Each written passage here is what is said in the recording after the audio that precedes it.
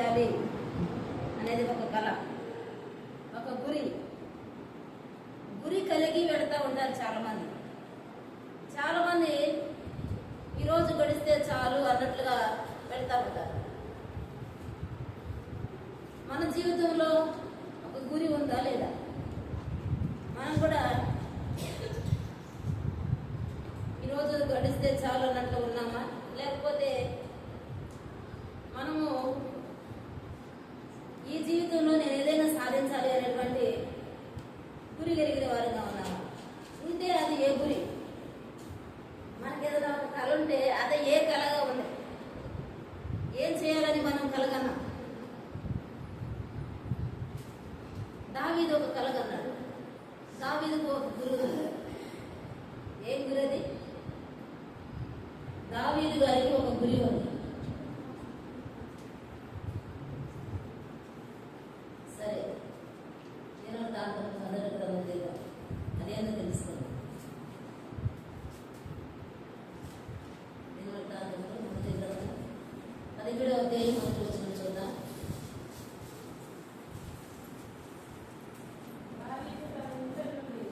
దావీదు తన ఇంట నుండి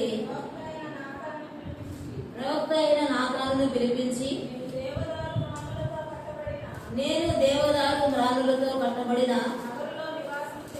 నగరులో నివాసము చేయుచున్నాను. యెహోవా నిబంధన మందసము తెరల చాటుననున్నది అని చెప్పగా, నాతాను, దేవుడు నీకు తోడై ఉన్నాడు, నీ హృదయమందున్నదంతయు చేయమని దావీదుతో అనెను. ఆ రాత్రి యందు దేవుని వాక్కు నాతానునకు ప్రత్యక్షమై ఇలాగూ సెలవిచ్చెను, నీవు పోయి నా సేవకుడైన దావీదుతో ఇట్లను, యెహోవా సెలవిచ్చినదేమనగా, నా నివాసమునకై ఒక ఆలయము కట్టించుట నీకు చేత కాదు అని దేవుడు మాట్లాడుతున్నాడు. దావీదుకు కలిగిన కళ ఏంటి? దావీదుకు ఉన్నటువంటి గురి ఏంటంటే, దేవుని కొరకు ఒక ఆలయము కట్టించాలి, ఒక మందిరము కట్టించాలి. నేనైతే మంచి నివాసములో ఉన్నాను, దేవదారు మ్రానులతో కట్టబడినటువంటి నివాసములో ఉన్నాను, నా దేవుని మందసము డేరాల్లో ఉన్నది అని దావీదు ఒకసారి ఒక నిబంధన కూడా చేసుకున్నాడు. దేవుని మందిరము కట్టేంత వరకు నేను నిద్రపోను, నేను మంచము ఎక్కను అన్నాడు. ఒక నిబంధన, ఒక గురి, ఒక కళ దేని కొరకు దావీదు గారికి ఉంది? దేవుని మందిరము కట్టాలని ఒక కళ ఉంది. కట్టాలని ఒక ఆ కళను బట్టి, ఆ గురిని బట్టి, ఆ ఆశను బట్టి ప్రవక్త అయిన నాతానుతో ఆ మాట చెప్పాడు. నేను ఇలాగ అనుకుంటా ఉన్నాను అని దీర్ఘదర్శి అయినటువంటి ప్రవక్త ఆయన గారితో ఆ మాట చెప్పినప్పుడు, మంచిదే, నువ్వు ఖర్చు అని సలహా ఇచ్చి నాతాను ప్రవక్త వెళ్ళిపోయాడు అక్కడ నుండి. నాతాను ప్రవక్త మంచిలో చెడులో దావీదుని హెచ్చరించినటువంటి వ్యక్తిగా ఉన్నాడు.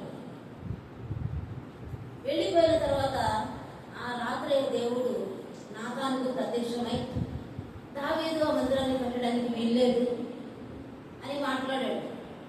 ఎందుకంటే దావీదు అనేకమైన యుద్ధాలు జరిగించినటువంటి వ్యక్తి కనుక ఆయన మందిరాన్ని కట్టడానికి అర్హుడు కాదు అన్నాడు దేవుడు. మళ్ళా నాతాను ప్రవక్త వచ్చి దావీదుకి తెలియజేశాడు, నువ్వు దేవుని మందిరాన్ని కట్టకూడదు, నీకు కడుపున పుట్టబోయేటువంటి నీ కుమారుడైనటువంటి సొలొమోను గారు మందిరాన్ని కట్టాలి అని నాతాను ప్రవక్త సొలొమోను గారు దావీదు గారితో చెప్పడం జరిగింది. చెప్పినప్పుడు దావీదు ఏమనుకోవాలి? ఇది నా పని కాదు, నేను విడిచిపెట్టాలి, ఇంకా నేను రాజును కదా, నేను రాజ్య పరిపాలన చేయడం నా పని, మందిరం కట్టే పని నాది కాదు అని దావీదు విడిచిపెట్టాలి. సహజంగా మనం కూడా చేసే పని ఏంటంటే, ఇది నీది కాదు అన్నప్పుడు మనం ఏం చేస్తాం? దాన్ని విడిచిపెడతాం. నిజంగా దావీదు పరిపాలన చేయవలసినటువంటి పని దావీదు రాజుగారు కదా,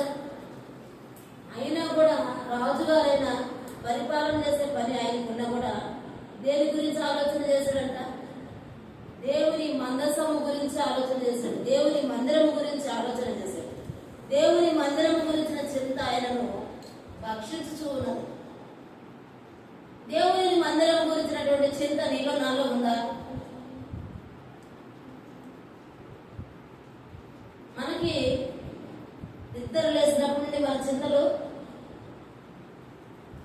ఆడైపోయింది, ఇక లేయాలి, టీ పెట్టాలి, 7 అయిపోయింది, వంట చేయాలి, పిల్లలను రెడీ చేయాలి, 8 అయిపోయింది, నేను రెడీ అవ్వాలి, పనికి వెళ్ళిపోవాలి, డ్యూటీకి వెళ్ళిపోవాలి, సాయంత్రం వచ్చేవా మళ్ళా రెడీ చేయాలి, తినాలి, పడుకోవాలి,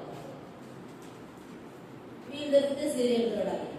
ఇది మన గుడి, ఇది మన చింతన, ఇది మన అనుదిన జీవితం. కానీ దావీదు అంత రాజ్యాన్ని ప్రజలను పరిపాలిస్తూ కూడా దేవుని మందిరాన్ని గురించినటువంటి ఆలోచన ఆయనలో ఉంది. మనకి ఏ రోజైనా దేవుని మందిరాన్ని గురించిన ఆలోచన ఉందా? మనము దేవుని మందిరం కొరకు ఏం చేస్తూ ఉన్నాం? దేవుని పని కొరకు మన చేతనైంది చేయగలుగుతూ ఉన్నామా అనే ఆలోచన మనకు ఉంటుందా? మనకి ఇల్లు లేదు, మనం ఇల్లు కట్టుకోవాలి, మంచిదే, కట్టుకోవాలి. అదే సమయంలో దేవుని పని గురించి కూడా ఆలోచన చేయాలి. మనం దేవుని మందిరంలో ఇది పొదువుగా ఉంది, దీని విషయం మనం ఆలోచన చేయాలని మనకు ఆలోచన కలగదు. అసలు ఒకవేళ ఆలోచన కలగకపోయినా ఆలోచన కలిగించే వ్యక్తులు చెప్తూ ఉన్నా కూడా మనం స్పందించం కదా. దాంతో నాకేం అవసరం, దాని పరివారం వేరే ఉన్నారు అంటారు. అది కాదు. దేవుని మందిరంలో ఒక పని అన్నప్పుడు అది నీతిగా ఎంచాలి. ఎవరైనా సరే ప్రతి ఒక్కరూ దేవుని మందిరము పని అది నాది అని తలంచాలి. దావీదు నేను దేవదారు రాములతో కట్టబడిన నివాసములో ఉంటా ఉన్నాను, నా దేవుని మందసము గుడారములో ఉన్నది, అలా ఉండడానికి లేదు, నేను దేవుని కొరకు ఆలయాన్ని కట్టించాలి. అలాంటి ఆశ మనలో ఉండాలి. దేవుని మందిరము పట్ల మనకి ఆశ ఉండాలి, ఆలోచన ఉండాలి. ఒక విధవరాలు నాకు తెలిసినటువంటి వ్యక్తి, ఆమె తన భర్త చనిపోయాడు, 3 బిడ్డలు ఉన్నారు. 3 బిడ్డలు కూడా చాలా చిన్న పిల్లలు, ఆమె కూడా చాలా అనారోగ్యంతో ఉంది. ఆ బిడ్డల భవిష్యత్తు ఏందని ఆమె ఆలోచన చేయలేదు. ఈ బిడ్డలను నేను ఎలా పెంచాలి, వీళ్ళని ఎలా నేను ప్రయోజకులను చేయాలి, నా భర్త లేడు, ఇంకెవరు ఆధారం లేదు, పుట్టింటోళ్ళు లేరు, అత్తింటోళ్ళు లేరు, ఈ బిడ్డల పరిస్థితి ఏందని ఆమె ఆలోచన చేయలేదు. వాస్తవంగా అయితే సగం ప్లాట్ అమ్ముకొని ఆ బిడ్డలను చదివించుకొని వాళ్ళకి ప్రయోజకులు చేసుకోవచ్చు, లేదంటే ఆ సగం ప్లాట్ అమ్ముకొని ఇల్లు కట్టుకోవచ్చు. ఆమె మంచి ఇల్లు, నేను చనిపోకముందు నా బిడ్డల కొరకు ఏర్పరిచి పెట్టుకొని వెళ్ళిపోదామని అనుకోవచ్చు. కానీ వాళ్ళ ఇల్లు చూస్తే చిన్న రూమ్ అండి, చిన్న రూము, 3 బిడ్డలు, భర్త లేడు, ఆమె ఆరోగ్య పరిస్థితి బాగలేదు, ఏ రోజు చనిపోయిందో తెలియదు. 2 ఆడపిల్లలు, 1 మగపిల్లలు. ఆమె సగం ప్లాట్ మందిరానికి రాసింది. అలాంటి త్యాగం నీకుందా? మందిరాన్ని గురించి అలాంటి ఆలోచన నీకు నాకుందా? అవసరమైతే మందిరాన్ని కూడా చేయాలని చూసేటువంటి ఆలోచన. నిజంగా ఆమె అలాంటి త్యాగం చేసింది కనుకునే ఆ రోజు ఆ బిడ్డల కొరకు ఆలోచన ఆమె చేయాల. దేవుడిచ్చిన బిడ్డలను దేవుడు పోషించడండి. దేవుడు ఆ బిడ్డలకు కావాల్సిన అవసరం తీర్చడా? ఖచ్చితంగా తీరుస్తాడు. నువ్వు ఆ బిడ్డలను భయము భక్తితో పెంచిన రోజు దేవుడు ఆ బిడ్డలను ప్రయోజకులుగా మారుస్తాడు. దేవుని కొరకు దేవుని సన్నిధిలో బిడ్డలను పెంచాలి. అదే సమయంలో దేవుని పని గురించి కూడా నువ్వు ఆలోచన చేయాలి, దేవుని మందిరం గురించి కూడా ఆలోచన చేయాలి. అప్పుడు దేవుడు నీ బిడ్డలను ప్రయోజకులుగా చేస్తాడు. ఉన్నా లేకపోయినా సరే, ఆమె తన భర్త లేడు, తన అత్తింటి వారు లేరు, పుట్టింటి వారు లేరు, నీ అని నా దగ్గర తీసేవాళ్ళు ఎవరు లేరు. బహుశా మీకు కూడా తెలుసు ఆ పిల్లలు. ఆ పిల్లలు పాటలు పాడుతుంటే కళ్ళ నీళ్ళు అలాగే కలపల పడిపోయాయి. ఆమె కూడా చనిపోయింది. ఆ ముగ్గురు బిడ్డలు అనాథాశ్రమంలో చదువుకున్న పెద్దోళ్ళే. ఈరోజు పిల్లోడు బ్యాంక్ జాబ్ చేస్తున్నారు, స్టేట్ బ్యాంకులో చేస్తున్నారు. ఆడపిల్లలు కూడా చక్కగా చదువుకొని ప్రైవేట్ జాబ్లు చేసుకుంటున్నారు. వాళ్ళని అనాథలుగా దేవుడు విడిచిపెట్టాలి. ఈరోజు వాడు కట్టగలరు ఆ సగ స్థలంలో బిల్డింగ్ కట్టాలి. ఆ శక్తిని దేవుడు అనుగ్రహించాడు. ఆ తల్లి నా బిడ్డల కోసం కాదు, నా దేవుని మందిరం కొరకు ఆలోచన చేస్తుంది. కనుక ఈరోజు బిడ్డలు ముగ్గురు తల్లిదండ్రులు లేకపోయినా, దగ్గరకు తీసేవాళ్ళు లేకపోయినా ప్రయోజకులయ్యారు. మనము దేవుని కొరకు ఆలోచన చేస్తే, దేవుని మందిరం కొరకు ఆలోచన చేస్తే, దేవుని పని కొరకు ఆలోచన చేస్తే దేవుడు మనల్ని ఎప్పుడు విడిచిపెట్టడండి. ఏ స్థితిలో చేయి విడిచిపెట్టాడు. దావీదు అలాగా ఆలోచన చేస్తా ఉన్నాడు. నేను దేవుని కొరకు ఒక మందిరాన్ని కట్టించాలి అని ఆలోచన చేస్తా ఉన్నాడు. అయితే దేవుడు నువ్వు అర్హుడు కాదు అని దావీదుతో మాట్లాడినప్పుడు దావీదు అక్కడితో విడిచిపెట్టలేదు. మళ్ళా దావీదు మందిరానికి ఏమేమి సామాను కావాలో వాటన్నిటిని సమకూర్చి పెట్టాడు సొలొమోను గారి కొరకు. దేవుడు సొలొమోనుని ఎన్నుకున్నాడు మందిరం కట్టడానికి. సొలొమోను విషయంలో దేవుడు సంకల్పం కలిగి ఉన్నాడు మందిరం కట్టడానికి. సొలొమోను అనగా సమాధానము అని అర్థం, దావీదు అనగా ప్రియుడు అని అర్థం. దావీదు దేవునికి ప్రియుడిగా ఉన్నాడు. దావీదు నా ఇష్టానుసారుడైన మనుషుడు, నా ఉద్దేశములన్నింటినీ నెరవేర్చిన వాడని దేవుడు సాక్షిస్తా ఉన్నాడు. అలాంటి దావీదు యొక్క కుమారుడైన సొలొమోనును దేవుడు ఏర్పరచుకున్నాడు మందిరం కట్టడానికి.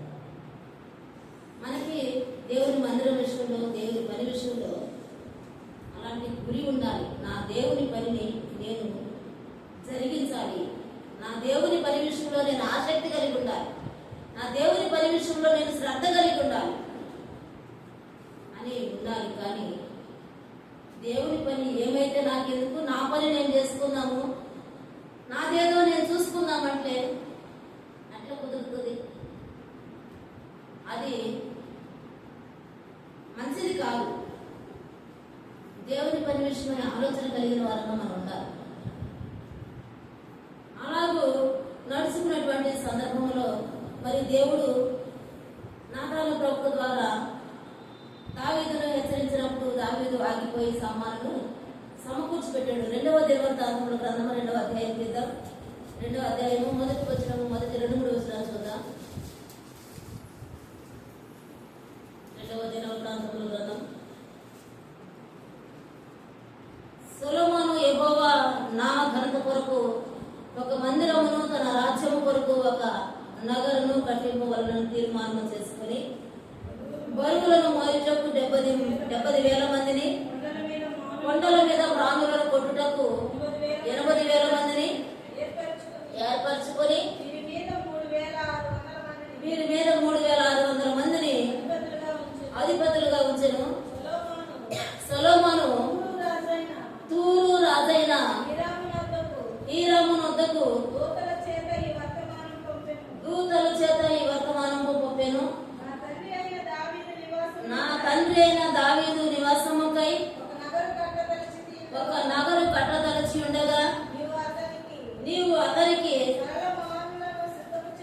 సరళ మానులను సిద్ధము చేసి పంపించినట్లు నాకును దయచేసి పంపించుము అని దావీదు ఎవరికి వర్తమానం పంపుతున్నాడంటే హీరాము రాజు. ఈయన పేరు ఎప్పుడన్నా విన్నామా? హీరాము రాజు అనేటువంటి ఆయనకు వర్తమానం పంపుతూ ఉన్నాడు. ఆయన ఎవరంట? తూరు రాజు. తూరు రాజు అయిన హీరాము. తూరు అంటే సీదోను, తూరు సీదోను అంటారు కదా. తూరు సీదోను ప్రాంతాలకు సంబంధించినటువంటి వ్యక్తి. ఈ తూరు సీదోను ప్రాంతాలలో నుండి యెజబెలు గారు వచ్చారు. అన్య దేశము నుండి వచ్చినటువంటి రాణి ఆమె. ఈ అన్య దేశపు రాజు ఈయన దేవుని బిడ్డ కాదు, ఈయన అన్య రాజు, దేవుని ఎరుగని వాడు ఈయన దావీదుతో స్నేహం చేస్తూ ఉన్నాడు. ఈయన కూడా దావీదుతో స్నేహం చేస్తూ ఉన్నప్పుడు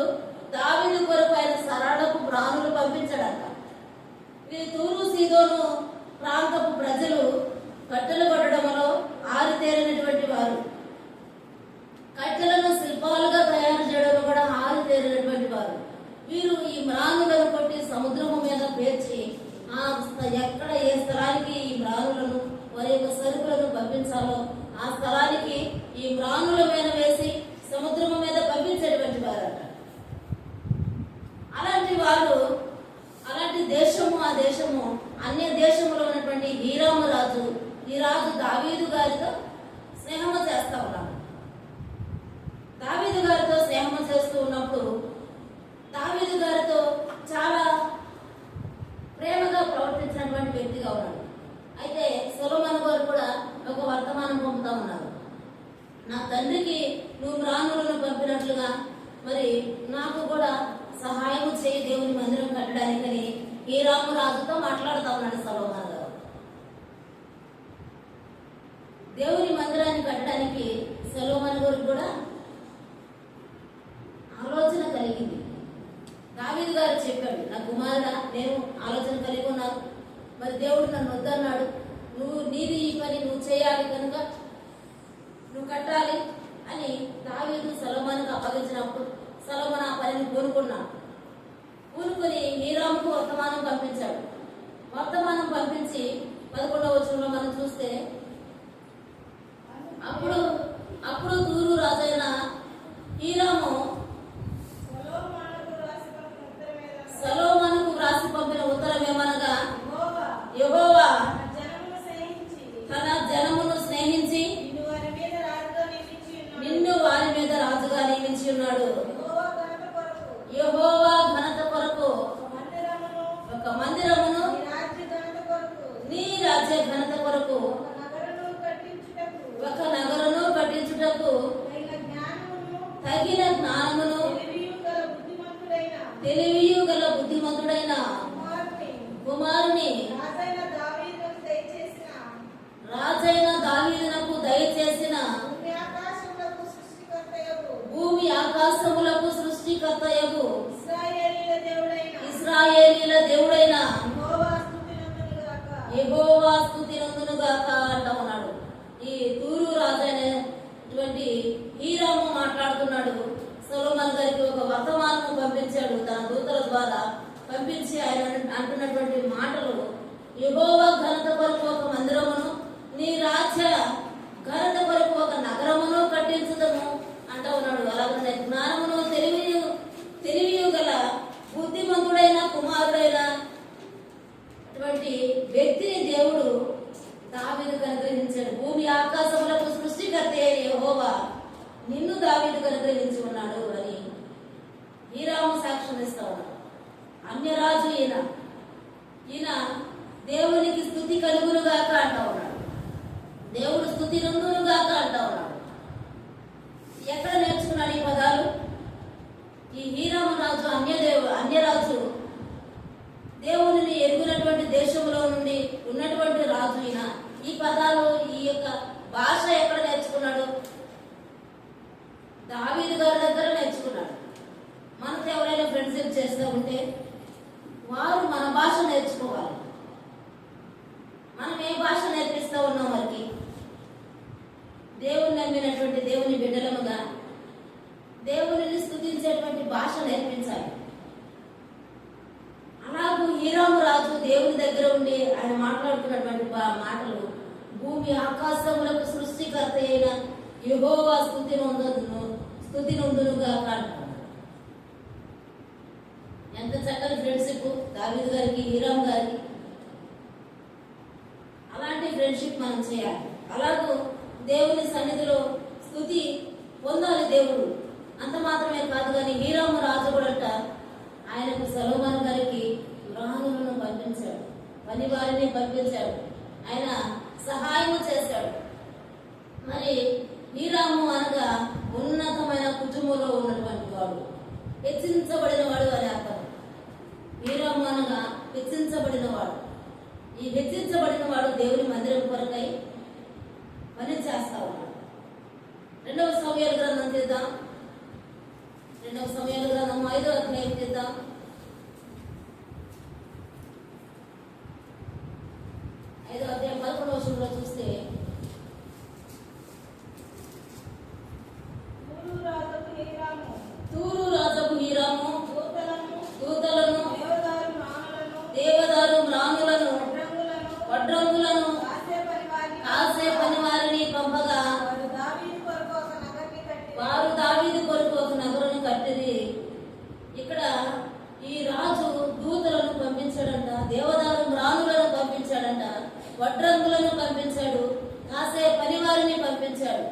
దావీదుకు ఒక నగరం కట్టించాలని. వీరిద్దరు ఫ్రెండ్షిప్ ఎంత బాగుందో చూడండి. హీరాము రాజు కూడా దావీదు కొరకు పని చేస్తా ఉన్నాడు. దావీదు మందిరము కట్టాలనేటువంటి ఆశను హీరాము ఉండి నడిపిస్తా ఉన్నాడు సొలొమోను. దావీదుతో ఫ్రెండ్షిప్ చేశాడు హీరాము, బాగానే ఉంది. దావీదు చనిపోయిన తర్వాత అంతటితో తన ఫ్రెండ్షిప్ కట్ అయిపోవాలి కదా, కానీ ఆ ఫ్రెండ్షిప్ ని కొనసాగించాడు ఈ హీరాము రాజు. మనం కూడా ఒక వ్యక్తితో స్నేహం చేస్తా ఉంటాం, ఆ వ్యక్తి చనిపోయిన వెంటనే ఆ కుటుంబాన్ని విడిచిపెడతాం. చాలా మంది ఆ కుటుంబం జోలికి మనకు అవసరం లేదు. కానీ దావీదు చనిపోయిన హీరాము సొలొమోను గారిని విడిచిపెట్టాల. సొలొమోను ప్రక్కన ఉండి ఆ యొక్క గురిని నెరవేర్చడానికి సహకరించినటువంటి వాడిగా కనపడతాం. ఆయన దూతలను పంపించాడు, మ్రాణులను పంపించాడు, వడ్రంగులను పంపించాడు, కాసే పని వారిని పంపించాడు. ఏమేమి అవసరములు ఉన్నాయో వాటన్నిటిని పంపిస్తా ఉన్నాడు. మరి దేవుని కొరకు, దేవుని పని కొరకు అన్యులైన వారు వాడబడతారంటే వాడబడతారు. ఈయన హీరాము రాజు అన్యుడే కదా. అన్యులు చాలా మంది దేవుని కొరకు వాడబడిన వారు ఉన్నారు. వారిలో ఎవరైనా జ్ఞానుకున్నారా? అన్యులైన వారు దేవుని కొరకు వాడబడిన వారు, దేవుని నమ్ముకునేటువంటి వారు. సిరియా రాజైన నయమాను ఆ చిన్నదాని మాట విని వెళ్ళి స్వస్థత పొందుకొని దేవునిని స్తుతించాడు, స్వస్థత పొందుకున్నాడు, దేవుని మహిమపరిచాడు. నయమాను స్వస్థత పొందాడు. అలాగనే కోరేషు రాజు కూడా దేవుని మందిరాన్ని కట్టడానికి ఇశ్రాయేలు ప్రజలకు హెల్ప్ చేసి వారిని పంపించాడు. కోరేషు రాజు దేవుని మందిరాన్ని కట్టడానికి కారకుడయ్యాడు, వాళ్ళకి జ్ఞాపకం చేశాడు. అసలు అన్యులు దేవుని పని కొరకు వాడబడతారంటే వాడబడతారు. కీర్తనలో ఇప్పుడు మనం చూస్తున్నాం, అన్యులారా దేవుని స్తుతించండి. మరి అలాగనే అబీమెలెకు కూడా, అలాగే హాగరు కూడా అన్యురాలు. చూచుచున్న దేవుడు అయ్యా అని హాగరు దేవుడికి వెళ్ళి. హాగరు ఎక్కడ నేర్చుకుంది ఈ భాష?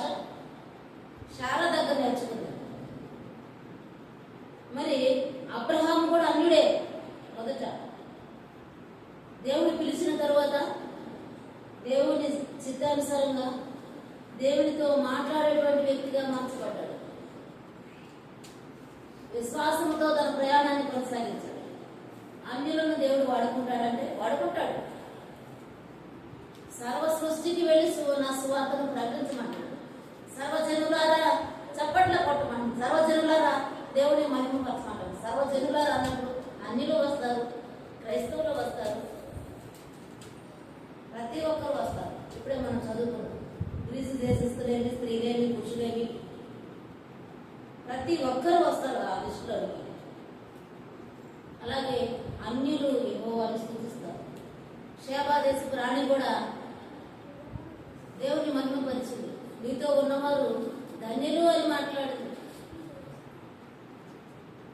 సొలొమోను గారి దగ్గరికి వచ్చి ఆయన జ్ఞానాన్ని బట్టి ఆయన పరిచర్యను అంతటిని ఆమె పరిశీలించి చూసి వీళ్ళు ధన్యులు అంది. అన్యులు దేవుని స్తుతిస్తారు, దేవుని ఘనపరుస్తారు. మనకే లెక్కలేదు దేవుని పిల్లలు మనం చెప్పుకుంటున్నటువంటి వారు కదా. మరి ఆ విధంగా అన్యరాజు అయినటువంటి హీరాము గారు మందిరం కట్టే పని విషయంలో సహకరించారు. మొదటి రాజుల గ్రంథం 5వ అధ్యాయం తీద్దాం. మొదటి రాజుల గ్రంథం 5వ అధ్యాయం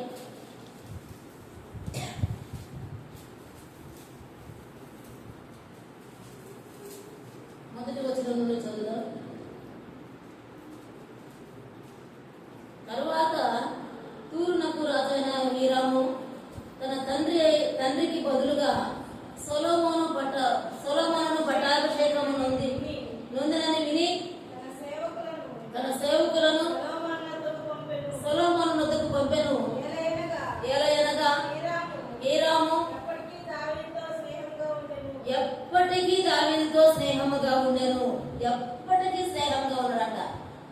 ఎప్పటికీ అంటే సంతోషములోను, దుఃఖములోను, కష్టములోను అడవలంబడి పరిగెత్తేటప్పుడు కూడా ఎప్పటికీ ఏంటంతే కదా.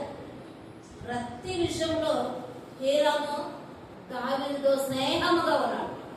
మన స్నేహము ధనమున్నంత సేపు స్నేహము, మనకు అవసరం ఉన్నంత సేపు స్నేహము, మనకు అవసరం తీరిపోయినాక ఇంకా నువ్వెవరు నేనెవరు. లేదంటే మనం ప్రేమించిన వ్యక్తి ఉన్నంత సేపు స్నేహము, ఆ తర్వాత మన స్నేహం విడిచిపెడతాం. ఆ తర్వాత మనము వాళ్ళెవరు మనెవరు అన్నట్లు ఉంటాం. కానీ ఎప్పటికీ దావీదునంట హీరాము స్నేహించాడు, స్నేహము ఉండెను. హీరామునొద్దకు సొలొమోను ఈ వర్తమానము పంపెను, యెహోవా నా తండ్రి అయిన దావీదును శత్రువులను అతని పాదముల క్రింద అణచు వరకు అన్ని వైపులను యుద్ధములు అతనికి కలిగి ఉండెను. మన దేవుడైన యెహోవా నామ ఘనతకు అతడు మందిరం కట్టింప వీలు లేకపోయేను. నన్న సంగతి నీ వెరుగుదువు. ఇప్పుడు శత్రువు ఒక్కడునో లేకుండాను, అపాయమేమియో కలగకుండాను నా దేవుడైన యెహోవా నలుగు దిశలను నాకు నెమ్మది దయచేసి ఉన్నాడు అంటున్నాడు సొలొమోను. ఇప్పుడు యుద్ధములు ఏమి లేవు, ఇప్పుడు సమాధానంగా ఉన్నారు. యుద్ధ కాలం అంతయు హీరాము రాజు దావీదుతో ఉన్నాడు. ఈ యుద్ధములన్నీ ఆగిపోయి అని చెప్తా ఉన్నాడు. దావీదు తర్వాత సొలొమోను పట్టాభిషేకము చేయబడ్డాడని హీరాము రాజు విన్నాడు. అయితే 5వ వచనం చదువుదాం. 5వ వచనం చదువుదాం. కాబట్టి సింహాసనం మీద నేను నీకు బదులుగా కూర్చుండబెట్టు, నీ కుమారుడు నా నామ ఘనతకు ఒక మందిరమును కట్టించునని యెహోవా నా తండ్రి అయిన దావీదునకు సెలవిచ్చినట్లు నా దేవుడైన యెహోవా నామ ఘనతకు ఒక మందిరమును కట్టించుటకు నేను ఉద్దేశము గలవాడనై ఉన్నాను. తండ్రి యొక్క ఆలోచనలు కుమారుడు నెరవేర్చడానికి ఉద్దేశం కలిగిన వాడై ఉన్నాడు. నా తండ్రి ఏదో చేసుకున్నాడు, ఇంక దాంతో నాకేం పని, నేను రాజ్యము పరిపాలన చేయాలి, నేను పట్టి అభిషేకం చేయబడ్డారు, ఇక మందిరంతో నాకు అవసరం లేదని సొలొమోను అనుకోలేదు. ఆయన కూడా దేవుని మందిరాన్ని కట్టడానికంటే ఉద్దేశం గలవాడై ఉన్నాడు. లెబనోనులో దేవదారు ప్రాణులను నరికించుటకై నాకు సెలవిప్పు, నా సేవకులను నీ సేవకులను కలిసి పనిచేయుదురు, ప్రాణులను నరుకుటయందు సీదోనీలకు సాటి అయిన వారు మాలో ఎవరునూ లేరని నీకు తెలియదు కనుక అంటున్నారు. ప్రాణులను నరుకుటలోనంట సీదోనీలకు సాటి అయిన వారు ఎవరూ లేరు. అలాంటి నిపుణత కలిగినటువంటి సీదోనీలు, తూరు సీదోను ప్రాంతముల వారు ప్రాణులను నరుకుటలో నిపుణత కలిగిన వారు, వారికి సాటి అయిన వారు ఎవరునూ లేరని నీకు తెలియదు కనుక నీ ఏర్పాటు చొప్పున నేను నీ సేవకుల జీతము నీకిచ్చేదను అనేను. హీరాము సొలొమోను చెప్పిన మాటలు విని సంతోషపడ్డాడంట. ఎంత సంతోషం వచ్చింది ఈ హీరాముకి సొలొమోను మాటలు వినంటే, ఎంతో సంతోషం వచ్చింది. సంతోషం వచ్చి ఈ గొప్ప జనులను ఎరుటకు జ్ఞానము గల కుమారుడు అంటున్నాడు. ఈయనలో జ్ఞానం ఉన్నదని హీరాము గ్రహించాడు. ఈ సొలొమోనుకు జ్ఞానం ఉన్నదని హీరాము గ్రహించాడు. మనలో జ్ఞానం ఉన్నదని మన ఎదుటి వారు గ్రహించాలంటే మన ప్రవర్తనను బట్టి గ్రహిస్తారు. జ్ఞానం గలవాడని గ్రహించాడు ఈయన. కుమారుడైన దావీదుకు దయచేసిన యెహోవాకు ఈ దినమున స్తోత్రము కలుగును గాక అని చెప్పాడు. ఎంత మంచి మాటలు పలుకుతా ఉన్నాడు ఈ రామరాజు గారు. జ్ఞానము, సొలొమోనుకు జ్ఞానం ఇచ్చిన దేవునికి స్తోత్రము కలుగును గాక. దేవుణ్ణి స్తుతించేటువంటి అనుభవంలోనికి రాము రాగలిగాడు.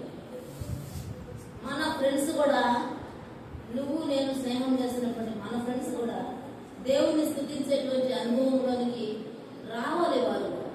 వారు రావాలంటే మన ప్రవర్తనను బట్టి రావాలి, మన మాటలను బట్టి రావాలి, మన యొక్క పరిస్థితులను బట్టి వారిని రాబట్టుకోవాలి.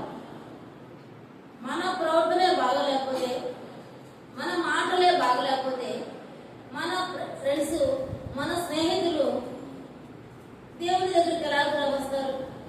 ఒకవేళ మనం రమ్మన్నప్పుడు ఎవరు ఏమంటారంటే, ముందు నువ్వు సక్రమంగా ఉండమ్మా చాలు, నేను తర్వాత వస్తానంట.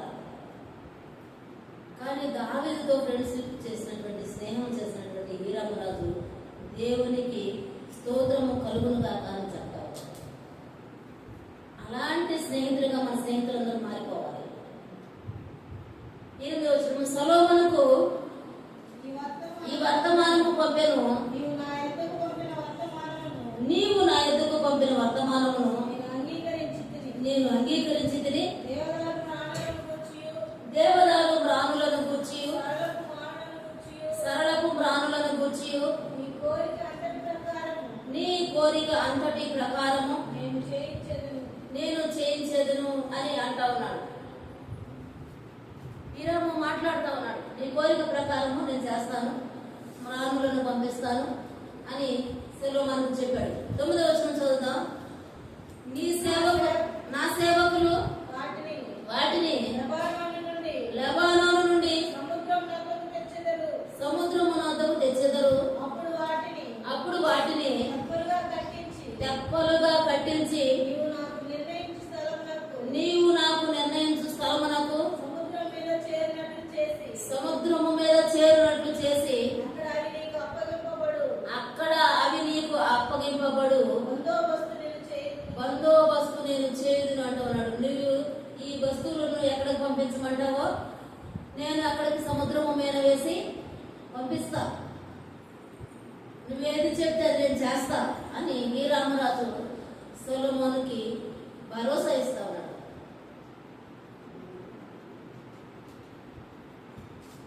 బందోబస్తుతో నేను చేయుదును అంటున్నాడు. అంటే జాగ్రత్తగా నేను వాటన్నిటిని పంపిస్తాను నీ దగ్గరకు, నువ్వు మందిరం కట్టుకోవచ్చు అంటున్నాడు. నీవు వాటిని తీసుకొని నువ్వు ఇందును కూర్చి నీవు కోరిక చొప్పున జరిగించి నా ఇంటి వారి సంరక్షణ కొరకు ఆహారం ఇచ్చేందుకు హీరాము సొలొమోనులకు ఇష్టమైనంతగా పంపించాడట. హీరాము సొలొమోనుకు ఏమేమి ఇష్టముగా ఉన్నాయో వాటన్నిటిని పంపించాడు.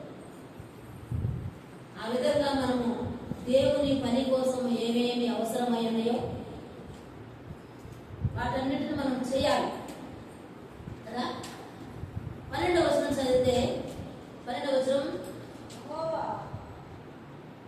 యెహోవా సొలొమోనుకు చేసిన వాగ్దానము చొప్పున అతనికి జ్ఞానము దయచేసెను.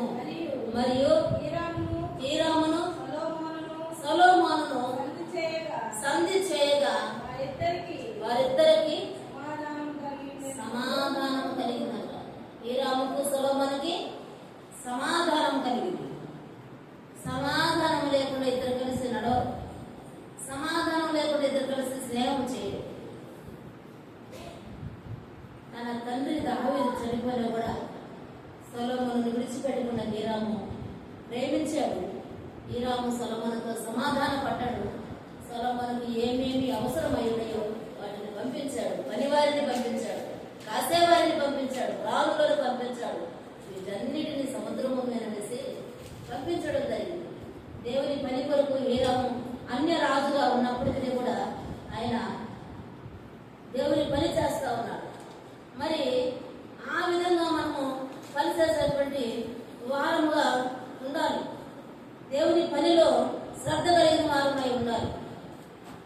అంతేకాదు కానీ ఈ దావీదుని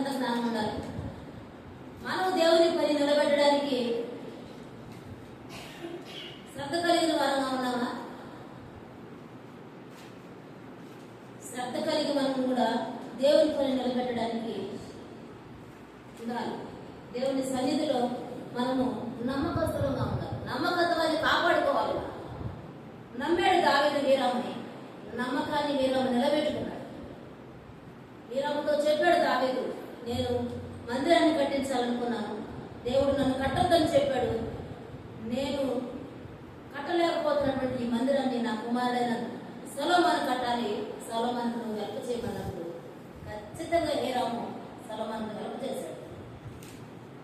అలాగే ఆ స్నేహాన్ని అంతం వరకు కొనసాగించాడు.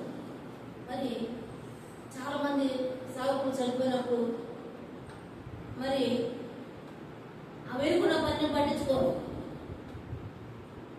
విడిచిపెట్టి వెళ్ళిపోతారు. అట్లా కాదు, దావీదు చనిపోయినప్పుడు సొలొమోనుని హీరాము విడిచిపెట్టలేదు. మనము కూడా దేవుని పనిని విడిచిపెట్టకూడదు. దేవుని పని విషయంలో శ్రద్ధ కలిగిన వారమై ముందుకు వెళ్ళాలి. నమ్మకత్వాన్ని మనం కలిగిన వారమై ఉండాలి. నమ్మకాన్ని పోగొట్టుకోకూడదు. మనుషులను నమ్మించవలసినటువంటి అవసరం మనకు లేదు, దేవుని నమ్మించాలి. మనం దేవుని మందిరాన్ని కట్టడం విషయంలో శ్రద్ధ కలిగిన వారుగా హీరాము, దావీదు ఉన్నారు, సొలొమోను ఉన్నాడు. మనము దేవుని పని విషయంలో శ్రద్ధ కలిగిన వారుగా ఉండాలి. మళ్ళా మన దేహాన్ని కూడా దేవుని వాక్యం పోల్చింది. మీ దేహము దేవుని ఆలయమై ఉన్నదని మీరు ఎరుగురా, మీ దేహంలో దేవుడు నివసిస్తున్నాడని మీరు ఎరుగురా అని దేవుని వాక్యం అంటాడు. మన దేహమే దేవునికి ఆలయమైనప్పుడు మనం ఎలా ఉండాలి? మనలో దేవుడు నివసిస్తూ ఉంటే మనం ఎలా ఉండాలి? మన హృదయము ఖాళీగా ఉంటే, మన దేహం శుభ్రంగా ఉంటే, మన దేవుడు మన హృదయంలో ఈ దేహం అనే ఆలయంలో జీవిస్తాడు. ఈ దేహం అనే ఆలయంలో ఏదేదో వేస్ట్ అంతా పెట్టి నువ్వు కూడా ఉండే ఒక పక్కనంటే అట్లా ఉంటాడు. మనలో ఎవరైనా పిలిచేదనుకో, పిలిచి నువ్వు అది కూర్చోలే అన్నారనుకో, మనలోనే మనకి ఎలా ఉంది పరిస్థితి? బహుశా మాట కూర్చో అన్నారనుకో, ఎక్కడ కూర్చోవాలి ఇక్కడ అంటామా లేదా? మరి అంత చెత్త అంతా మన హృదయంలో పెట్టుకొని మనము నువ్వు కూడా ఉండయ్యా అంటే ఎట్లా ఉంటాడు దేవుడు? మనం పిలిచిన వ్యక్తిని గౌరవంగా మర్యాద పూర్వకంగా ఉంటే వారు ఉంటారు, కూర్చుంటారు. అంతేగాని రోడ్లోకి వచ్చిన మనిషిని కూర్చో అంటే రోడ్లో కూర్చోమని అర్థం. సరే ఇంట్లోకి వచ్చారు కూర్చోమంటే ఎందుకు కూర్చోమని అర్థం. గౌరవంగా వాడికి కుర్చీ వేసి కూర్చోండి, మంచినీళ్ళు ఇచ్చి అన్ని చేస్తేనే వారికి కొంచెం మనశ్శాంతి పడుతుంది. వారికి కదా, మనకు కూడా అంతే కదా.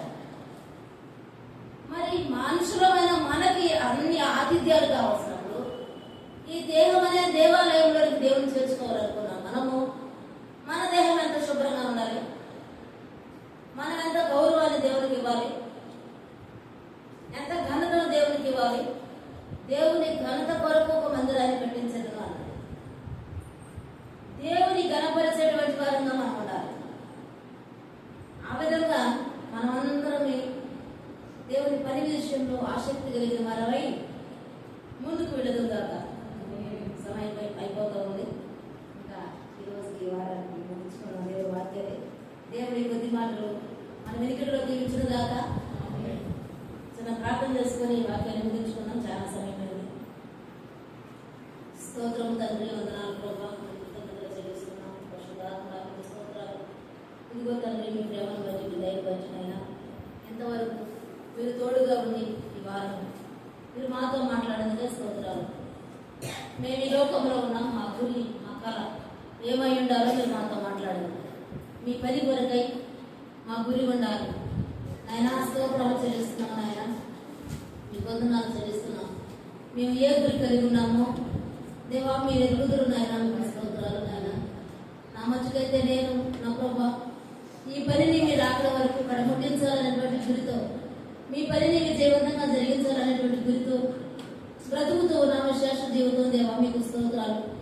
అలాంటి ఆశ, అలాంటి గురి ప్రతి ఒక్కరికి మీరు దయచేయండి. కృప చూపండి నాయన, సహాయం చేయండి తండ్రి. మీకు స్తోత్రాలు చెల్లిస్తున్నాం.